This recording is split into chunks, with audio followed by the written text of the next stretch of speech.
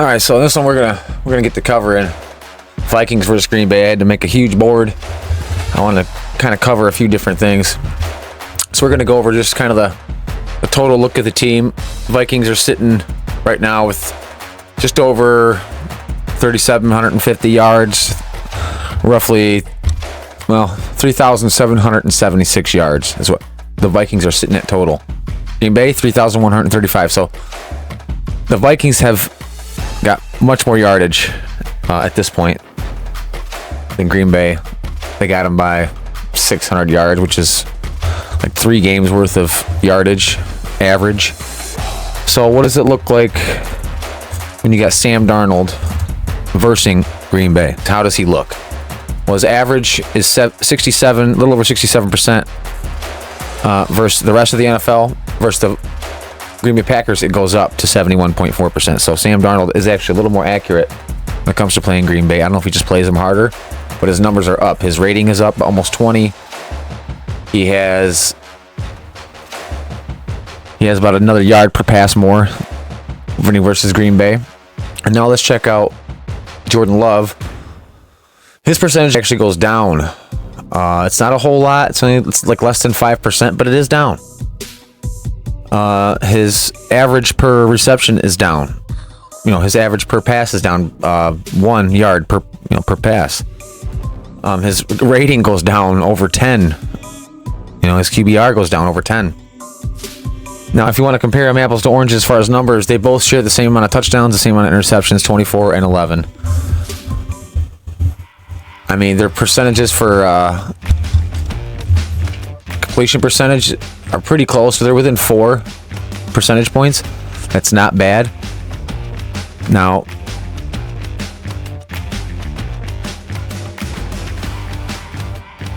so if you look at the rushing, obviously Josh Jacobs, 5.7 yards per carry, 9 attempts for 51 yards. The last outing against the Vikings, which means you're going to want to feed him the ball this game. Even though the rushing defense for Minnesota is ranked 2 or 3, only allowing 3.9 yards per carry, for some reason Josh Jacobs is able to figure them out. I don't know if the offensive line, defensive line, maybe Green Bay's offensive line had some kind of scheme against the Vikings. We'll see how that plays out in this game. You also had Wilson, who had 3.4 yards per carry on 8 carries for 27 yards. So a little different look from somebody else. They got roughly almost 80 yards. It's 78 yards, I think, of total rushing against Minnesota the last game. And then you got Aaron Jones, old Packer, probably wants to beat up on his old team some more. He had 4.2 yards per carry for 22 carries on 93 yards. So he was, both the running games are establishable for both of these teams. And the passing game is really no different. Of course, with the Vikings, you have Justin Jefferson as your number 1, but you also have Addison as your number 2. Addison and Jefferson, those two together, combined for, 85 and 72, respectively. So 157 yards passing offense and 2 touchdowns against Green Bay on the last game. Green Bay had, I think, like 5 different receivers. 5 different receivers for 3 touchdowns in the last game. So as long as Jordan Love can get the ball out to his guys, as long as Josh Jacobs can get some kind of run game established, this game is going to be really, really tight, dude.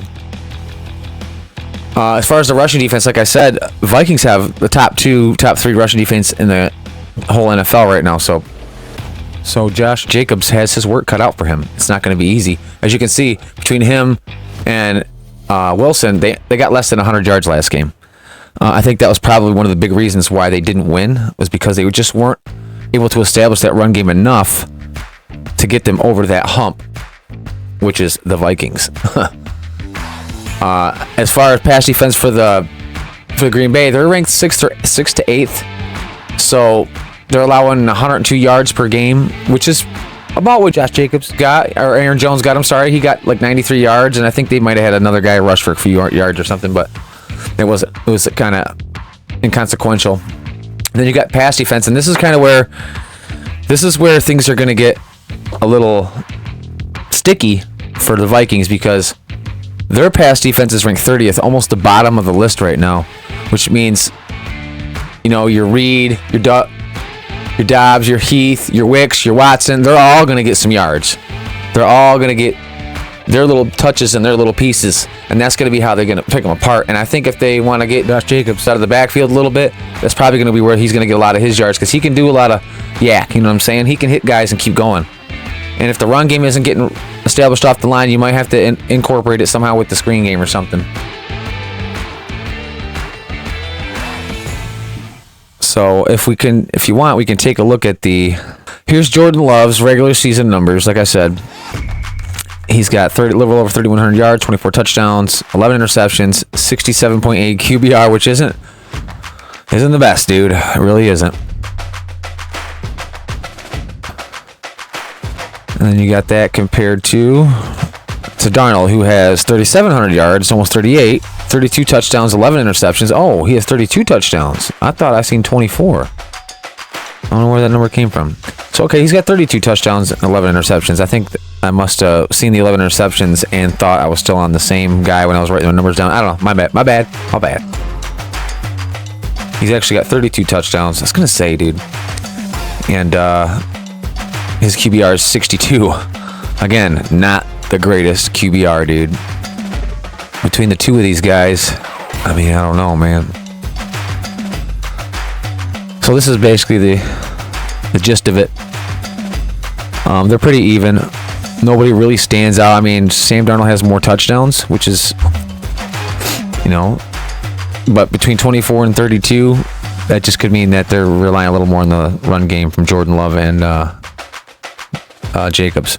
If Jordan Love and Josh Jacobs can get together and get off over 100 yards between them two and maybe a little help, they're going to have to get like 120 yards, dude. They have to open that passing game up enough and stay on the field enough to keep the Vikings off the field long enough to be able to score more points than them. You know what I'm saying? They need it. Now, we don't necessarily need this, but we really want this. It would be good to be able to take stock for a couple weeks, really dig into some of the playbook stuff, and get prepared mentally for the first week that we got to come back. I don't like long breaks. That shit scares the hell out of me, man.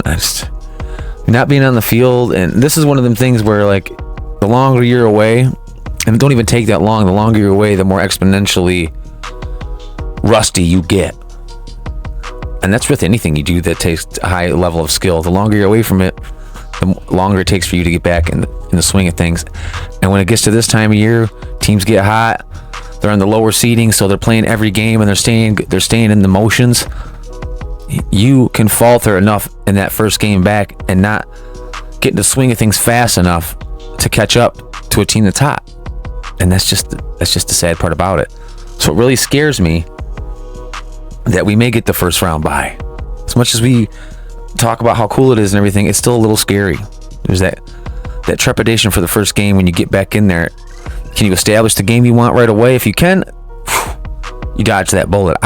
As far as I can tell, that's kind of how that works. But so there's kind of a balance there between, getting your book smarts up as far as like watching tape and everything and going over play calls and all that, and keeping up in repetitions, because practice reps are nice, but they ain't nothing like a game rep. There's nothing like that feeling of a game the week before that still has you in the mode, instead of just being practicing for a while, kind of looking at your clock, waiting for the next game. Those situations can really play havoc on the mind and the body and things like that when it comes to high-end sports. So you just got to be careful of it. So those are two quarterbacks. All right, I think I broke it down enough. But the bottom line is this, for us Detroit fans, is we want Green Bay to win. I'm sure you've watched all the other sports channels and we went over everything. the best case scenario is Detroit wins, the Vikings lose, we seal it up and it's over as far as division and the conference. We'll be number 1 in the NFC. We'll be number 1 in the North, and we'll be able to sit back and, like I said, go over the playbooks, kind of look at everybody else who's involved still, kind of look what they're doing, what they're playing with.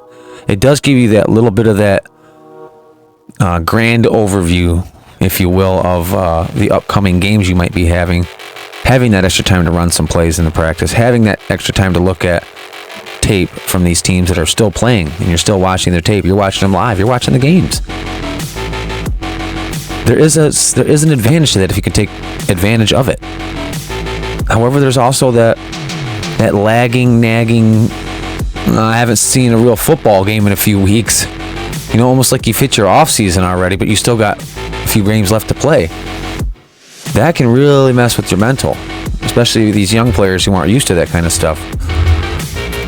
It can really get to you.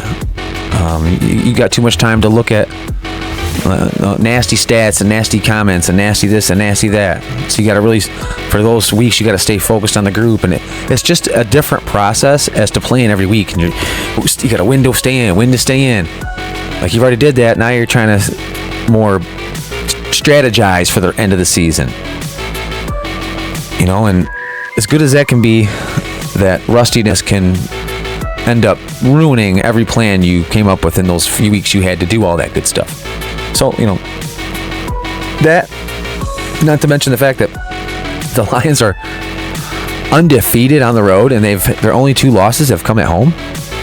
That's a little weird too. So that's a little scary. But don't be afraid to root for Green Bay this weekend. We need them to win. I'd also like to see Washington win and the Eagles lose, because if that could happen, then their little situation's in turmoil too. And I'd honestly probably rather play Washington than the Eagles with Hurts. Actually, let me look at that real quick. Let me see. Okay, so let's take a look at this real quick. Okay, so a preview here. What I'm looking like. Jalen Hurts is still hurt, and he's out against the Cowboys. He's still in concussion protocol. When he left against the Commanders, the Commanders ended up winning that game, like at the end of the game. And it's just like it seems like they're getting bit like they did last year. Remember last year how they were doing really good, and then they really started sucking it up towards the middle and end of the season. And now this year they sucked it up and then got good, and then he gets hurt. It's just like, kind of feel sorry for him, but not really. Not really. I mean, I hope he's all right. You'd hate to see somebody, you know, especially somebody like Jalen Hurts, who seems like he's a pretty good guy, very competitive, you know, kind of a man's man type shit. And you just hate to see somebody like that go down on a concussion protocol. So later Thursday, these revelations suggest Hurts remains in the early stages of the 5-step protocol. I mean, he might not be back for the rest of the season, dude. Sometimes these things, it takes a long time sometimes to shake these, dude, if it really gets you bad. But you gotta remember, a concussion is like, you're like jarring the brain. You're creating a little bit of damage in there. And the brain doesn't heal. You know, it's not an organ that necessarily heals. I mean, you can, you know, to a point, but because of the nature of the brain, its healing capacity is, you know, even at its best, it's not gonna, it can just be really tough, dude. Just put it that way.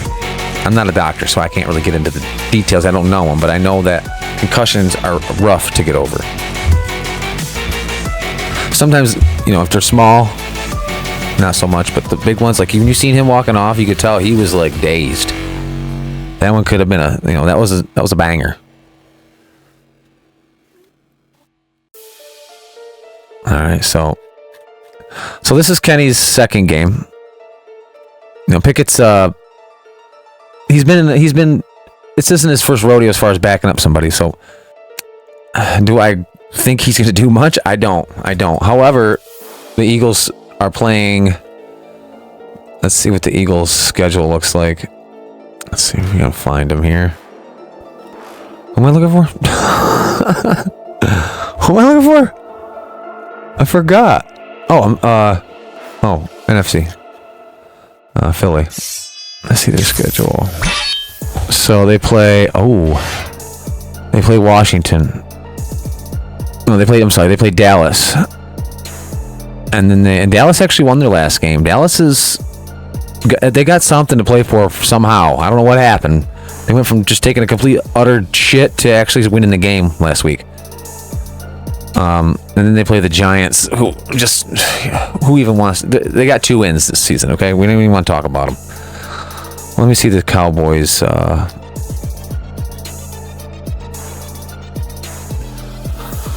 Cowboys, they won. They beat Tampa Bay. Now, if they could beat Tampa Bay and they beat Carolina, which, okay, whatever, but Tampa Bay, you beat them. You beat Tampa Bay? Tampa Bay was a winning team.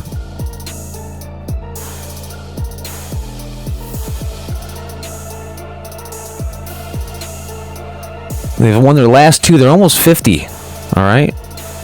They play Philly, Lincoln Financial, and then they play Washington. They got 2 really hard games, dude.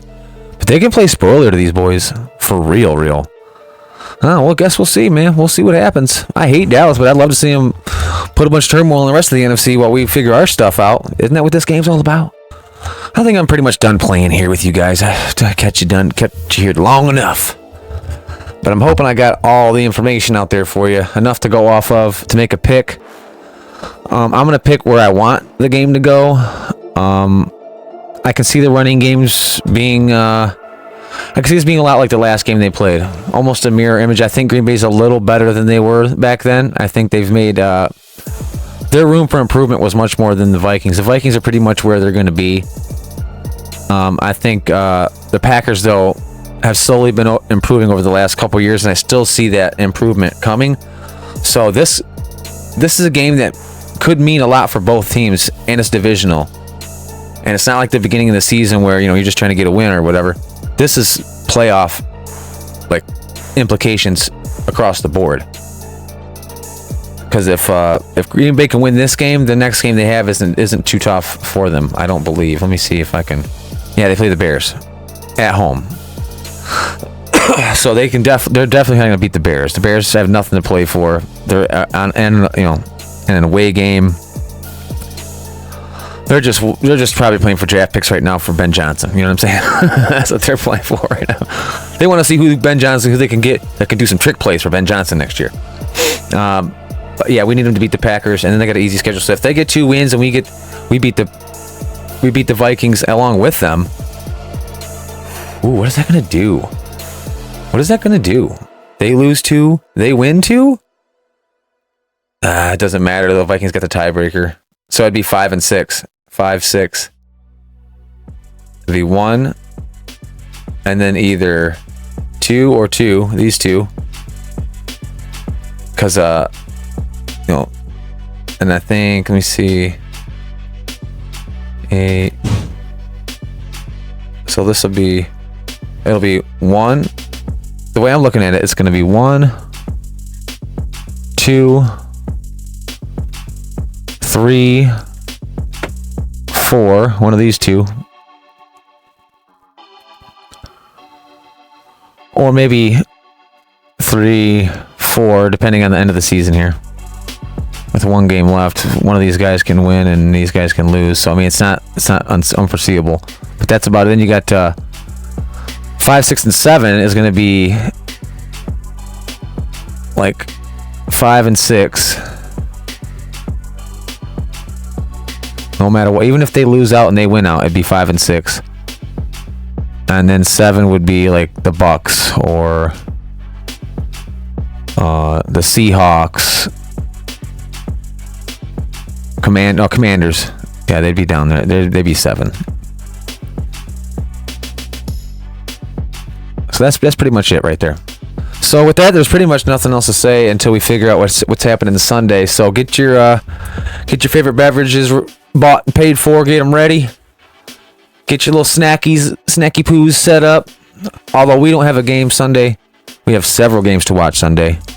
And one of them having huge implications for whether our game even means anything Monday or not. And whether we should sit starters and all that kind of jazz. So enjoy this weekend, this Sunday and Monday. It could be the last football weekend that really means anything to us. or it's going to create next week's football game to be even that much more meaningful. Man, what a time to be a Lions fan. The last thing I want to say is one pride, go Lions, and we will see you on the next one.